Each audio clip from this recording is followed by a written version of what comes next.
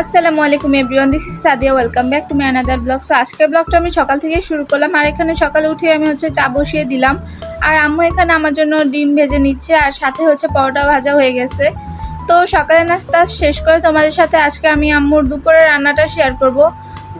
তো এখানে আম্মুকে বলতেছিলাম যে দুপুরে আর কি রান্না করবো। আম্মু বললো যে ডাল ভর্তা করবো, এরপর মুরগি ভুনা করবো। তো এখানে আম্মু আগে মুরগিগুলো ভালো করে ভেজে নিচ্ছে। আর যেহেতু ফার্মের মুরগি, তাই আর কি না ভেজে খেলে কেমন একটা স্মেল আসে, ভালো লাগে না তখন। এর জন্য আমরা এই মুরগিগুলো ভেজে খাই সবসময়। আর এখন পেঁয়াজগুলো দিয়ে দিল। হলুদ, মরিচ, ধনিয়া, জিরা, গোলমরিচ, লং, মুরগিতে আসলে যা যা দেয় আর কি তাই দিলাম। দিয়ে এখন ভালো করে কষাই দিলাম। এই পাশে আম্মু ডাল বসিয়ে দিয়েছে, আর এই পাশে মুরগি কষানোর মশলাটা হয়ে গেছে। এখন আম্মু মুরগিগুলো দিয়ে দিল। এখন এটা ভালো করে রান্না করবে। আর আম্মুকে বলতেছিলাম যে ডাল কখন রান্না করবে। আম্মু বলতেছিল একটু পরে, আগে ডালটা ভালো করে ফুটুক এরপর। তো এখানে আমের ফলি দিবে। আর এখানে আজকে আম্মু আমের ফলি দিয়ে রান্না করবে, মানে রান্না করবে বলতে ভর্তা করবে, কারণ আমের ফলি দিয়ে ভর্তা যে কোনো ভর্তা ভালো লাগে, একটু টক টক ফ্লেভার আসে। এই তো আম্মুর এখানে ভর্তা রান্না করা শেষ।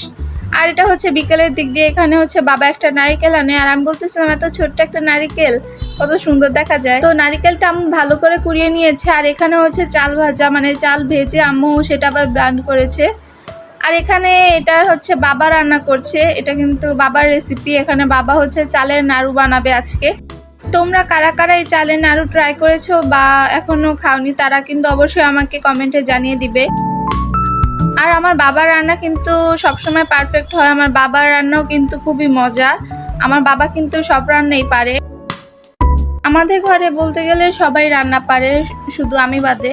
আমার ভাইও রান্না পারে, দুই ভাই রান্না পারে, আবার বাবাও রান্না পারে। বাবার রান্না কিন্তু খুবই মজা হয়। তো নাড়ুগুলো রান্না শেষ, রান্না বলতে বানানো শেষ। এরপর বাবা এমন গোল গোল শেপ দিয়ে দিয়েছে, লাড্ডুর মতন আর কি।